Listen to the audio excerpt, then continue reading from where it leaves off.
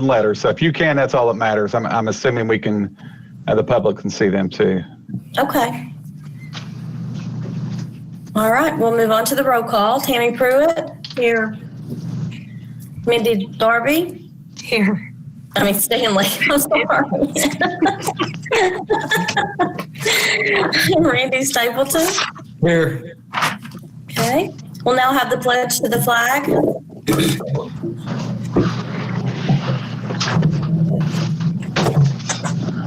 I pledge allegiance to the flag of the United States of America and to the republic for which it stands, one nation, under God, indivisible, with liberty and justice for all. We'll now have the reading of the board goals. All students will be active, self-motivated, lifelong learners. All students will graduate and demonstrate the skills and the knowledge to support productive citizenship. Pursuant to KRS 160.190, consider appointing Lisa Wallen, board vacancy applicant, Division III, to fulfill the expired term of Judy Nichols, deceased, which expires December 31, 2020. Do we need a motion for that? Yes, ma'am. Okay. Tammy, Mindy? All those in favor? 4 members voting yes. Okay. Judge Rosen, our senior retired judge, will swear in newly appointed board member Lisa Wallen. He will administer the oaths of office, the constitutional oath, and the statutory oath for board members. Mr. Rosen. All right, Lisa, are you ready? I sure am. All right, we will start with the constitutional oath. I will state it and then you repeat after me. Raise your right hand. I state your name.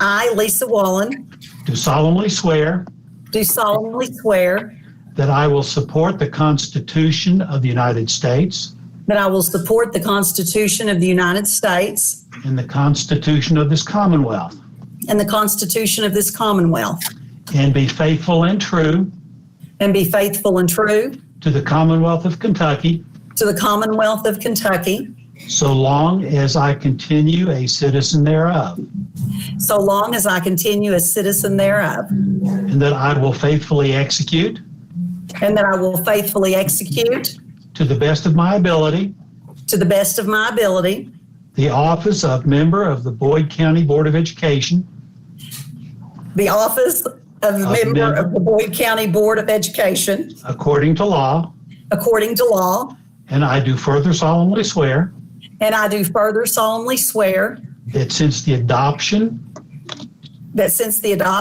of the present Constitution, I, being a citizen of the state, I, being a citizen of the state, have not fought a duel with deadly weapons have not fought a duel with deadly weapons within this state, nor out of it, nor out of it, nor have I sent or accepted nor have I sent or accepted a challenge a challenge to fight a duel with deadly weapons, to fight a duel with deadly weapons, nor have I acted as second nor have I acted as second in carrying a challenge, in carrying a challenge, nor aided or assisted nor aided or assisted any person thus offending, any person thus offending. so help me God. So help me God. All right, that's your constitutional oath. The second oath is, find it here. Here we go. This is a statutory oath, and I will read this, and you just have to say I do. I hope you're able to say I do without any bad memories like some of us have. I might have PTSD, yes. All right, statutory oath. Do you, Lisa Wallen, being duly sworn, state that you are eligible under the law to serve as a member of the Board of Education in Boyd County, and that you will not, while serving as a member of such board, become interested directly or indirectly in any contract with or claim against the board, and that you will not in any way influence the hiring or appointment of district employees except the hiring of the superintendent of schools or the school board attorney. I do. Very good. Let me be the first to congratulate you on this undertaking. Something in this day and time is an absolutely remarkable task for anybody to want to undertake. I congratulate you. I wish you the best of luck. Thank you very much. I appreciate it. I'm excited.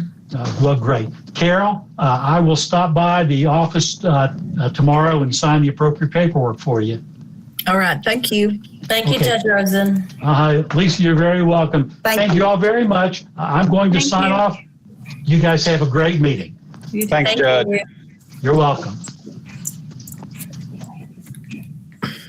Now we can officially welcome Lisa to the board. Thank you, everyone. Okay, do I have a motion to adopt the agenda? So move. Sandy, Mindy, all those in favor? Board members voting yes.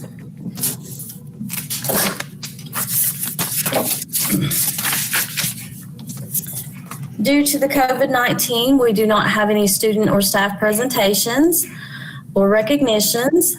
We do not have any requests to address the board. So we will move on to our dialogue topics. And first up, we have our Advanced Placement Scores program with Tom Holbrook, Boyd County High School principal.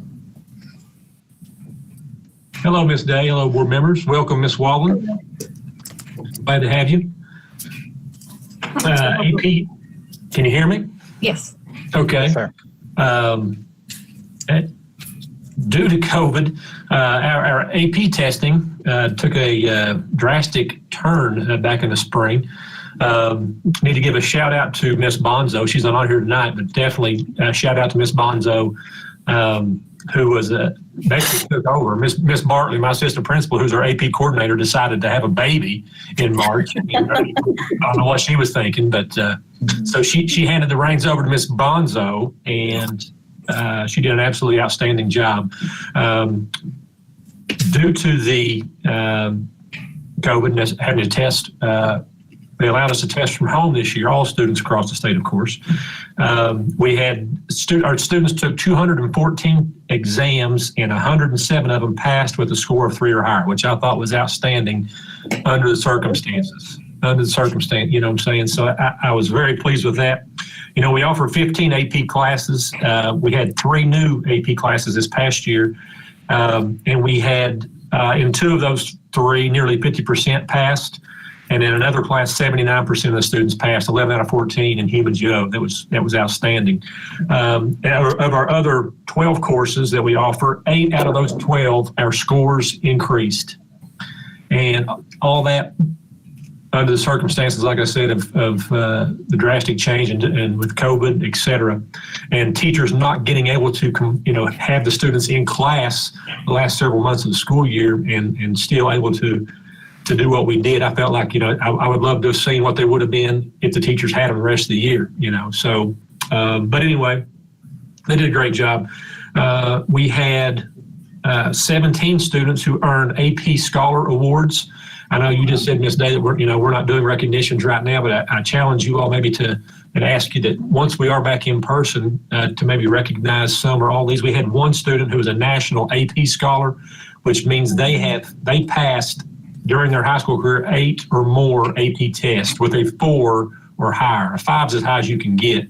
And so we had one student who's been recognized as a national AP Scholar. So I think, when the time comes to maybe look at recognizing her at a board meeting, et cetera. Yeah. Okay. So we have, of our 17 who earned the AP Scholar Awards, 9 of those are returning students this year. They were juniors last year. So I can't wait to see what they do this year as seniors. So, and of course, the reason for the implementation of the AP program was the rigor that it provides in those classes and helping us with our ACT scores. And as we've already talked previously, our ACT scores did go up this year. So very pleased with the progress.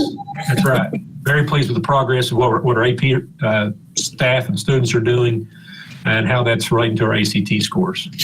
So thank you. That's great. Anybody have any questions or comments for Tom? Mr. Holbrook, if I could say something, very proud of what took place at the school. You had mentioned, the pandemic and what your teachers dealt with during that time, what the kids dealt with that time, but you all did not use that as an excuse. You continued to persevere, and very proud of what took place. And I know there was issues. You can see I don't know if you can see it, but we had some technical issues here. Those things happened with some of our kids too when they were taking AP, but they kept moving on, and they did a great job. Very proud of you all. Thank you, sir. Appreciate your all support. Thank you.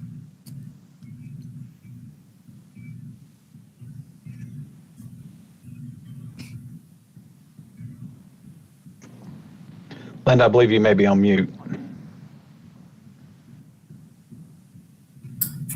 Sorry, that was my child calling. So, when your child is out and about, you have to answer. Absolutely.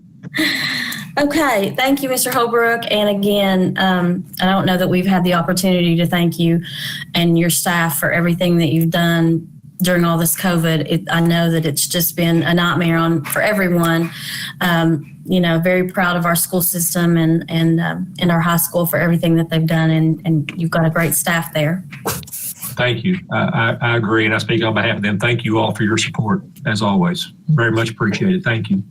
You're welcome. Thank you. Okay, we will move on to our District Finance Officer, Scott Burchett, with our Independent Auditors Report with Steve Robertson at Kelly Galloway.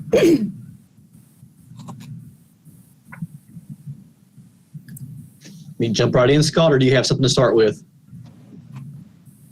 I don't know sign language, but I'm going to assume that means to go on. It's my understanding y'all have a hard copy in front of you, or at least that one was mailed out to you all, I believe. The assumption I'm going to go with. We'll jump right into about 3 pages in. You'll see our letterhead, and this is the actual Independent Auditors Report. This is the whole reason that we are engaged by you all. And it states that it is management's responsibility for the preparation and fair presentation of the financial statements, and it is our responsibility to issue an opinion on the financial statements. And if you switch over to page 4, at the top of the page, it says opinion. And in our opinion, the financial statements refer to, present fairly in all material respects, the financial position of the governmental activities. And that's the technical way of saying a clean opinion or a pass opinion. I've presented these things for 30, 40 minutes, and they don't understand if they passed or failed. So I like to point out right at the front that we had no problems. We consider it a clean opinion. Just that way you're not sitting there wondering what the ending is, right up front. We appreciate that. I'm going to skip the next section is the MD&A. This is just start on page 6. This is a summary of what's the next 90-some pages, and I will not touch on all 90 pages unless you all just throw up a flag and tell me to talk about every single page. Otherwise, I'll skip through this and just hit some hot topics here. So if you want to go to page 11, this is your statement of net position for your governmental activities and your business type activities. This is like the equivalent of what's known as your balance sheet, has your assets and liabilities. Some key points there. You all have cash of of $8 million, $8,032,000. That's a lot higher than normal, but a lot of that is bond money from the phase 4 of the high school that's sitting there. So that number's way up if you try to compare it to prior years, but that's because y'all have bond funds that y'all have not spent yet. You go down through there, you got receivables, inventories, fixed assets, all of that's pretty consistent with prior years. You'll see deferred outflows, and that is related to the shortfall, the pension and OPEB stuff, which is the very hot topic at the state that I'm sure you all discussed in the past and seen all that stuff. So I won't get into that unless you all want to. Down a little closer to the bottom, the last two items on the liability section, it's your all responsibility for the net pension shortfall and the OPEB, which you can see is about $26 million if you combine those. Again, that's the numbers that come from the state for retirement and post-employment benefits. Again, that's the hot topics that have been discussed in the news, the media, everything else. So we can hit on those in detail later if you want, or otherwise I'm just going to keep moving past those. The final section is your all's net position. And you can see that overall the district as a whole has a net position of $78,000, which is a little low, if not for all this activity for the pension and OPEB stuff. You back that stuff out and you all have a pretty strong net position overall as a district. Page 12, this is your statement of activities for the entire district, and this would be like the equivalent of your income statement. And I want to hit all the way down to the very bottom and come up 3 lines, and you all can see your change in net position. And the governmental activities did have a loss this year of $2,051,000. The business type activities had a loss of $1,081,000. Overall, the district had a loss of $3,132,000. That's at a government-wide level, which includes depreciation. It includes this pension stuff. The more relevant numbers, and I think Scott will agree with this, the more relevant numbers for your all-state operation is the fund accounting. And that's what we'll actually get into and spend a little bit more time on. That's going to be on page 13. This is actually your operations, your day-to-day operations, your current items, your current receivables, your current payables, and really what your budget is set on. You can see the general fund is the first column there, and you come up the second line from the bottom, and it has a fund balance of $4.4 million, which is very strong. Special revenue is designed to have a zero there. So when you see zero in any other fund, that's almost a bad thing, but in special revenue, that's how it's designed to be. Construction fund, you have almost $2.5 million fund balance. Again, that's just from that is money received from grant money that you all just have not gone and spent yet for phase 4. And then debt service and your other ones are just some smaller funds that we won't get into in detail. If you go over to page 15, this would be your income statement for your at the fund level.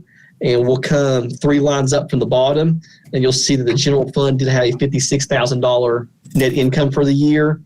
So like I said, when you compare this to the $3 million loss on the government-wide level, the numbers are very, very drastically different. And that's all because that includes fixed assets, that includes debt transactions, stuff like that. Day-to-day operations, you all did have a increase in your fund balance of $56,000, which is probably down from what we normally would see for you all. But given COVID and school and not being in and all this other stuff, you're all consistent with what we're seeing from other districts this year. So you all definitely are where we would expect you all to be. I want to come over to page 17. This is your proprietary funds or your business type funds. I want to point out a little bit of stuff here. Once Scott fully took over this year, one of the big changes he made was to pull the daycare fund, which had previously been reported as an activity fund and a proprietary fund, combine the two and reports them now as a proprietary fund, which basically means it's getting ran like a business type fund. So we added a whole new column there that's called daycare fund. So if you try to compare this to previous years, it looks like this appeared out of nowhere, and that's because it was previously reported in other parts of the report, but Scott wanted to pull it onto this page in this section because he felt like the way it's ran, it should be ran more out of the central office, and there's too much stuff going through there to be ran at the activity fund level, and he wanted to have a better control on it and just know more what was going through there, because there is such large dollar amounts that go through there. He wanted to have his hands on it more, which is perfectly acceptable, and it's not that anything was done wrong previously or not the one way is more correct than the other. It's a preference thing. And so if you ever try to compare this to previous years, it's going to look different than it has in the past. Food service stayed pretty strong. Y'all do have one of the stronger food service programs we normally see from the districts that we audit. We audit about 11 schools, and y'all normally do always have one that's ran very well. Cash in the food service fund was $276,000. So like I said, you all do have a strong foundation in your food service. I want to skip over to page 19.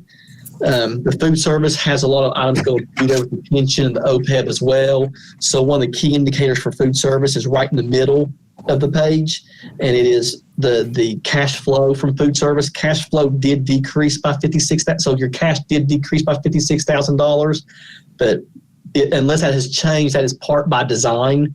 You can only have a certain amount in your cash. I think it's, I'm going to say 3 months of expense. 3 months of expenses is the most you're allowed to have in your cash. Otherwise, you have to have a plan with the state to spend down those funds. So y'all have been purposefully trying to spend down your cash, so which is a great problem to have. I mean, anytime somebody has too much cash, I mean, I've never had the problem in my life, but I'm sure there are people out there who do have that problem.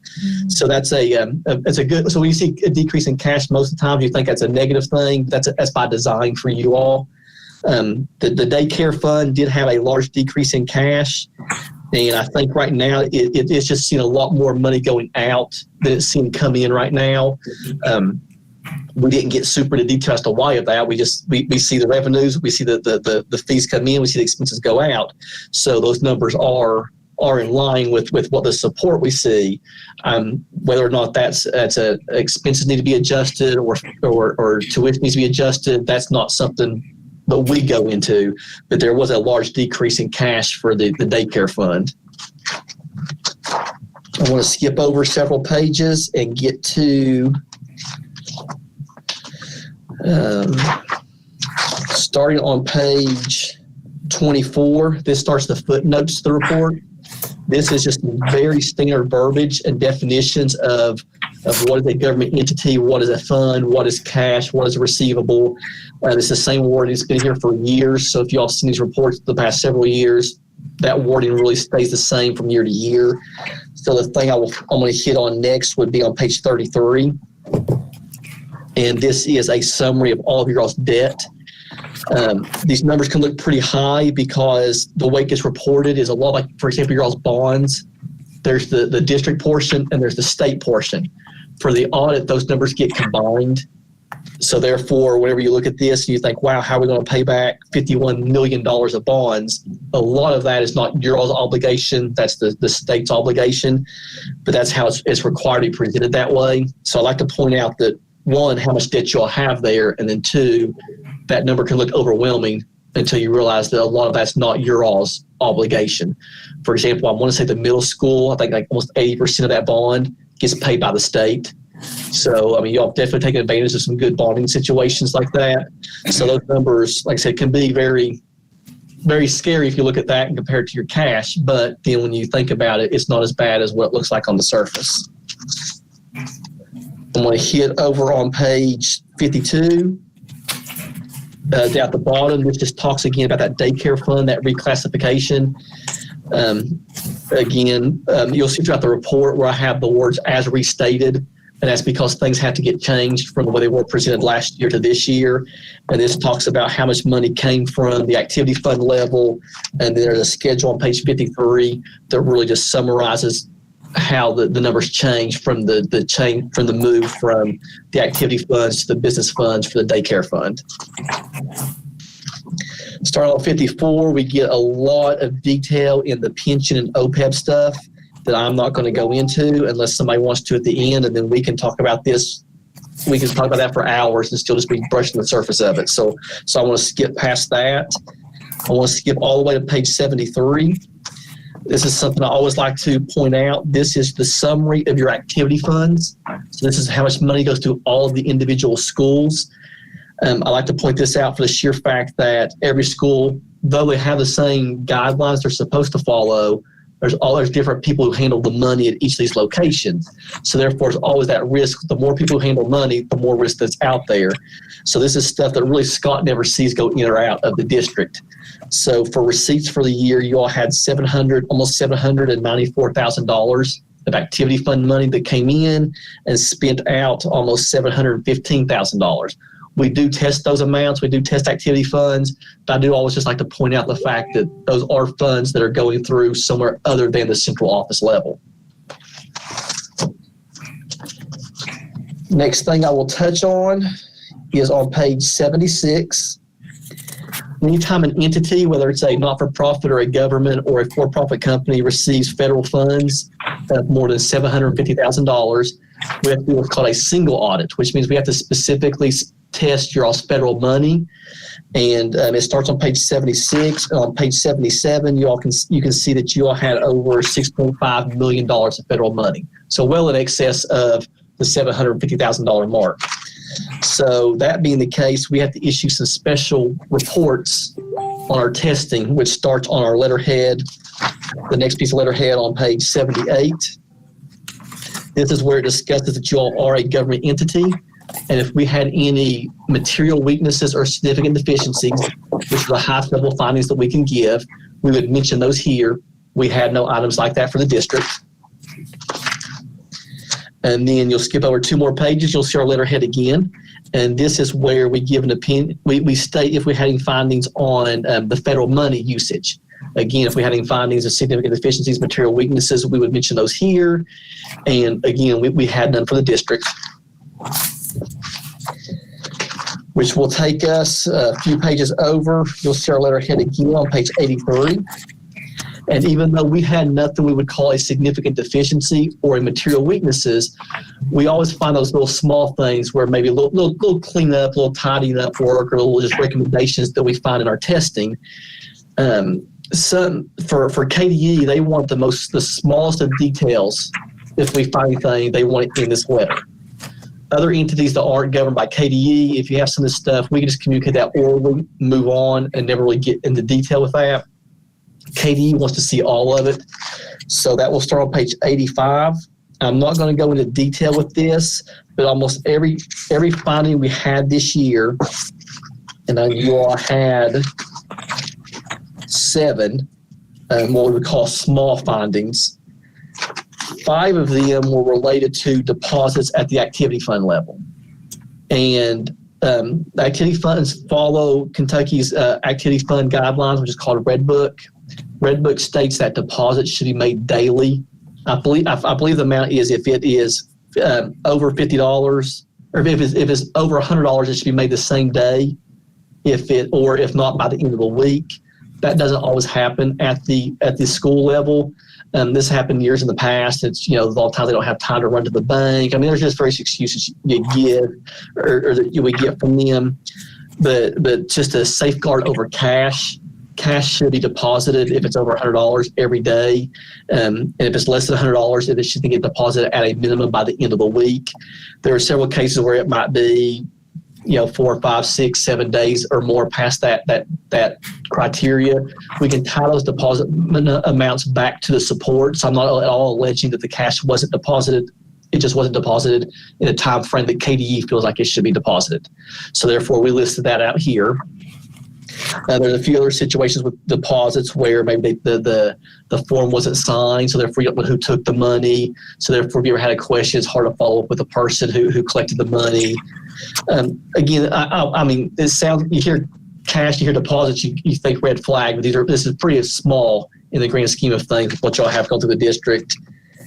And the other 2 findings were just the use of the Walmart credit card and just maybe missing some documentation. Not at all alleging that they weren't legitimate expenses, just maybe missing the invoice, or maybe a form wasn't signed off on.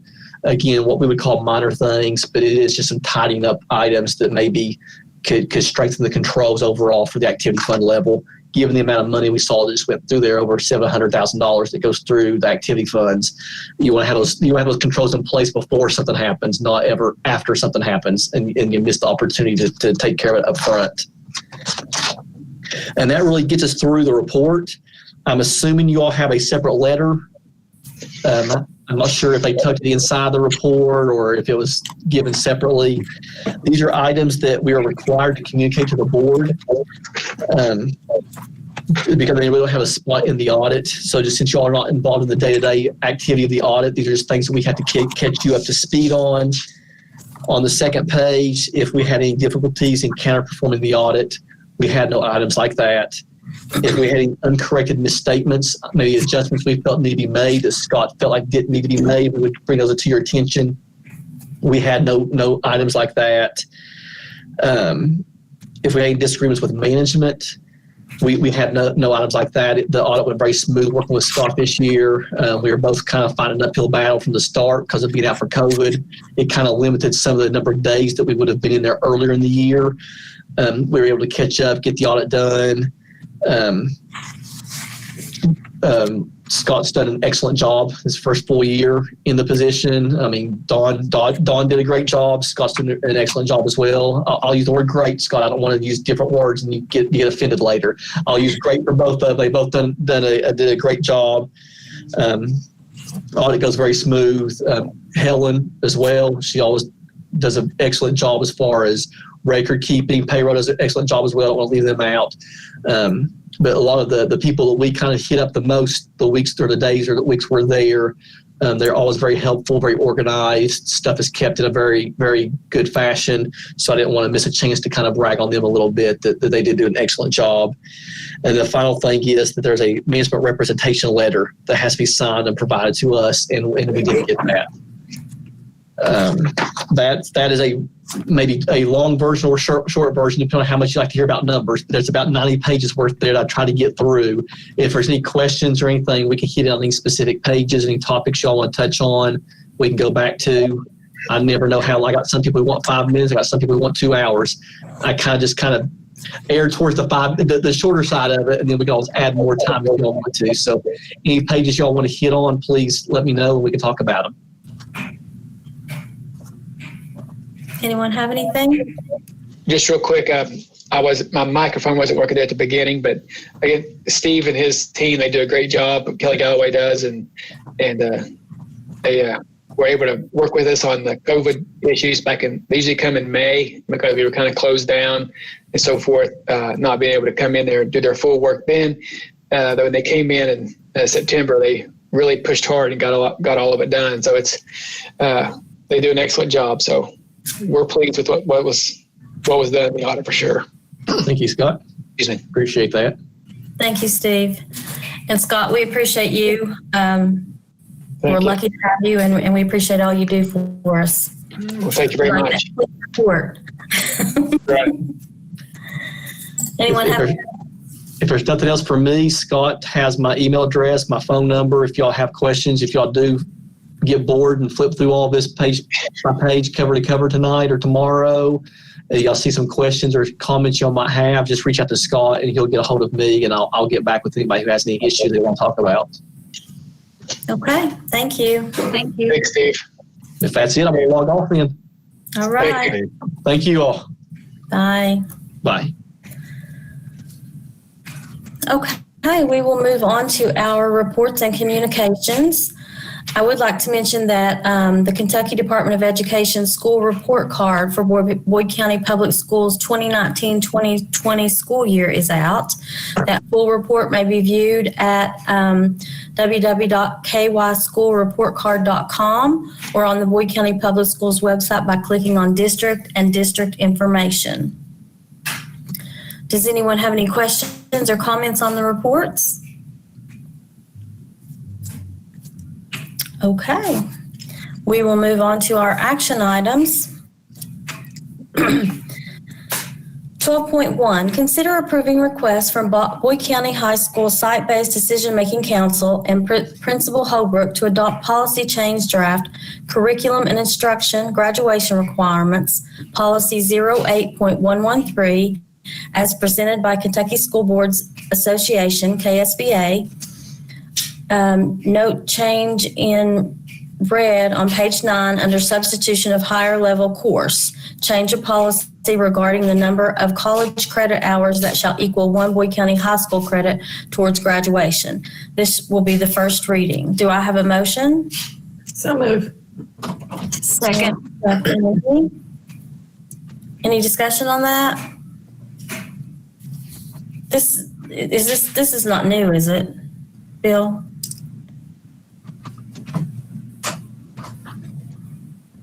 This is a procedure that they've been following for several years, but they want to see that it's in policy now instead of just a procedure. Okay, all right. Okay, all those in favor? 5 members voting yes. 12.2, consider approving superintendent's recommendation to amend the KISTA participation resolution of the Board of Education regarding school bus purchases previously approved at the October 27, 2020 Board of Education meeting. Action item 11.10, motion number 0079, to a corrected total cost of $395,320, which reflects a Volkswagen settlement in the amount of $52,773 to offset the purchase. All other information remains the same. Do I have a motion? So move. Second. Mindy, any discussion on that? All those in favor? 5 members voting yes. 12.3, consider superintendent's recommendation to approve change order number 003, press box data drops for the Boyd County High School Phase 4 Athletics Project for an increase in the amount of $13,214.65 as presented by Sherman Carter Barnhart Architects. Do I have a motion? So move. Second. Mindy, any discussion? Those data drops are expensive. Yes, ma'am. All those Technology. We can use some new ones here. yeah. All those in favor? 5 members voting yes. 12.4, consider superintendent's recommendation to approve change order number 004, owner-provided site lighting for the Boyd County High School Phase 4 Athletics Project for an increase in the amount of $6,011.05 as presented by Sherman Carter Barnhart Architects. Do I have a motion? So move. Tammy? Mindy, was that you? Yes. Okay. Any discussion on that? All those in favor? 5 members voting yes. 12.5, consider superintendent's recommendation to approve change order number 005, press box rooftop waterproof receptacle for the Boyd County High School Phase 4 Athletics Project for an increase in the amount of $1,338.60 as presented by Sherman Carter Barnhart Architects. Do I have a motion? So move. Tammy, do I have a second? I'll second. Mindy? Any discussion? All those in favor? 5 members voting yes. 12.6, consider superintendent's recommendation to approve change order number 006, French drain for the Boyd County High School Phase 4 Athletics Project for an increase in the amount of $24,499.20 as presented by Sherman Carter Barnhart Architects. Do I have a motion? So move. Tammy? Second. Mindy? Discussion? This is going to fix our water issue, right, Bill? Yes, ma'am. Okay. Back behind the home bleachers. Yeah, that makes me happy. All those in favor? 5 members voting yes. 12.7, consider superintendent's recommendation to approve change order number 007, add interior painting for the Boyd County High School Phase 4 Athletics Project for an increase in the amount of $30,360 as presented by Sherman Carter Barnhart Architects. Do I have a motion? So move. Tammy? Second. Mindy? And any discussion on that? And all those in favor? 5 members voting yes. 12.8, consider superintendent's recommendation to approve change order numbers 008, parking lot remediation for the Boyd County High School Phase 4 Athletics Project for an increase in the amount of $23,185.87 as presented by Sherman Carter Barnhart Architects. Do I have a motion? So move. Second. Tammy and Mindy, any discussion on that? And all those in favor? 5 members voting yes. 12.9, consider superintendent's recommendation to approve change order number 009, Hanson Aggregates Materials Credit on DPO 28 for the Boyd County High School Phase 4 Athletics Project for a decrease in the amount of $66 as presented by Sherman Carter Barnhart Architects. Do I have a motion? So move. Tammy? Second. Mindy? Discussion? Woohoo, $66. Yeah, rebate. How about that? We'll take every Oh, little. it gets better here in a little bit. That's it. Okay, great. All those in favor? Voting yes. 12.10, consider superintendent's recommendation to approve change order number 010, pull wire and install owner-supplied pole lights, 4 poles, 6 heads for the Boyd County High School Phase 4 Athletics Project amount of $5,226. Do I have a motion? So move. Second. Tammy and Mindy, any discussion? All those in favor? 5 members voting yes. 12.11, consider superintendent's recommendation to approve the direct purchase order change order number DPO2, credit unused purchase order amount for the Boyd County High School Phase 4 Athletics Project for a credit in the amount of $4,265.25 as presented by Sherman Carter Barnhart Architects. Do I have a motion? So move. Second. Tammy? Mindy, any discussion? All those in favor? 5 members voting yes. Woohoo. 12.12, consider superintendent's recommendation to approve the direct purchase order change order number DPO 13, credit unused purchase order amount for the Boyd County High School Phase 4 Athletics Project for a credit in the amount of $170.48 as presented by Sherman Carter Barnhart Architects. Do I have a motion? So move. Second. Amy, Mindy, any discussion? All those in favor? 5 members voting yes. 12.13, consider superintendent's recommendation to approve the direct purchase order changes, order number DPO 16, credit unused purchase order amount for the Boyd County High School Phase 4 Athletics Project for a credit in the amount of 75 cents. That's the one I was wanting you to wait for. As presented by Sherman Carter Barnhart Architects. Man, they are, that's great. Give us back, what, $66.75 now? That's awesome. Do I have a motion? So move. Tammy, Second. Randy, discussion?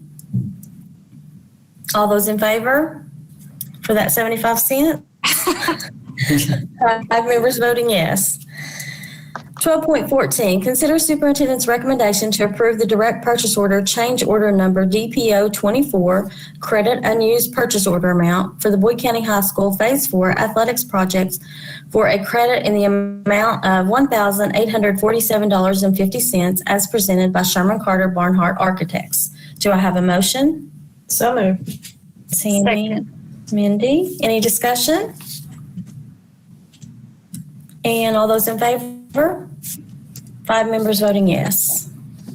12.15, consider superintendent's recommendation to approve the direct purchase order change order number DPO 26 credit unused purchase order amount for the Boyd County High School Phase 4 athletics project for a credit in the amount of $745.96 as presented by Sherman Carter Barnhart Architects. Do I have a motion? So moved. Second. Mindy? Any discussion? All those in favor? 5 members voting yes.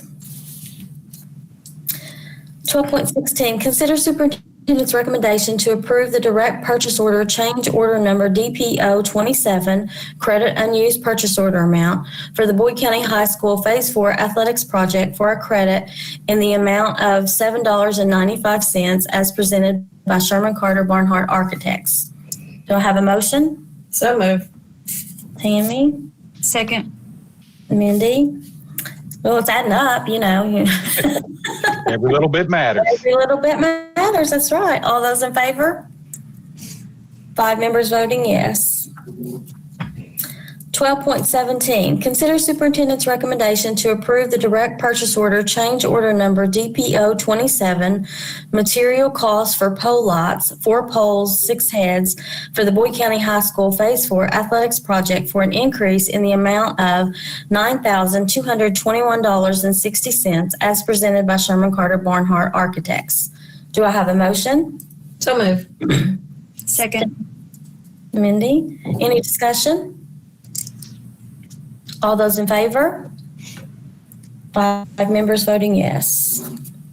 12.18, consider superintendent's recommendation for board members to attend the Kentucky School Boards Association 2020 Winter Synopsis, December 3rd through December 5th, 2020 at the Marriott downtown in Louisville, Kentucky. Do I have a motion? So moved. Tammy, Second. Mindy, are they still going to have it in person? Yeah, but they could cancel right up into the day is what they said, Yeah, that really surprises me that they're still going to have it. as of right now, but they could change. Yeah, I'd say. All right, all those in favor? 5 members voting yes. 12.19, consider superintendent's recommendation to approve the request from Cindy Pontier to advertise and accept bids for the digital data services for Hub, Heritage, Central Office, Ponderosa Elementary, Ramey East Step High, and Boyd County High locations as our current contracts are expiring on June 30th of 2021. Do I have a motion? So moved. Tammy, have a second? Second. Mindy. Cindy? Discussion? All those in favor? 5 members voting yes.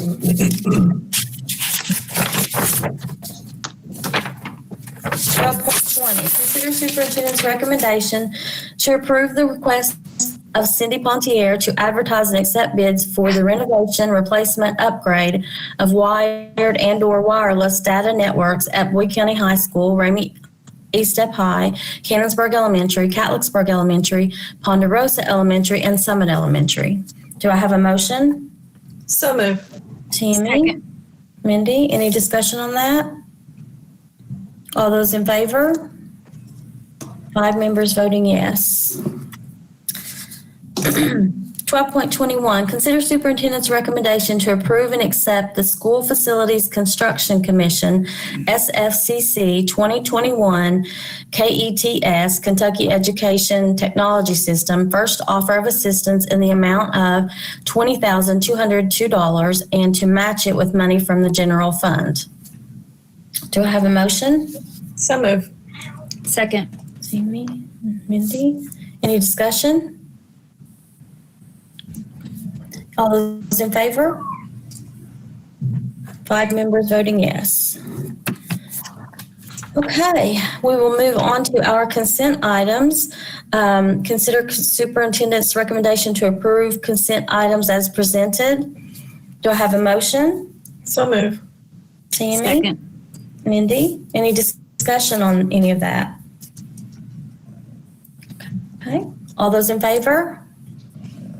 5 members voting yes. We need to acknowledge our personnel actions for November 2020. Does anyone have any questions or comments on those? Okay, we will move on to the focus of our business topics for our next meeting, December 22nd. It will be determined whether that will be virtual or in person. Our dialogue topics will be job responsibilities, duties of administrative positions with Mr. Boblett, and board member orientation for new members with Mr. Boblett. And we'll have reports, our revenue projections with Scott Burchett. Is there anything else that we need to add? Madam Chair, if I may. Yes. Under the board member orientation for new members, of course, Lisa being our new member, she stopped by here late last week, I believe, and we talked a little bit about our boot camp. I know Mindy and Randy did that with us. I'm going to be planning something like that for her. As far as I'm sure will need to be virtually and at a time convenient for her. But so that's our plans. It may not take place to January or February or something like that. I don't think it'll be a good time to do it right now in December. We're all kind of busy with doing work and family and so forth. And so we'll have something planned for her in January or February. Okay. Sounds good. Okay. Anyone have anything else? All right. We will adjourn. Time being 6:51 p.m. Thanks, folks. Thank you. Thank you. Thanks. Appreciate Bill, each were one you of you. able to see anyone? Could you only see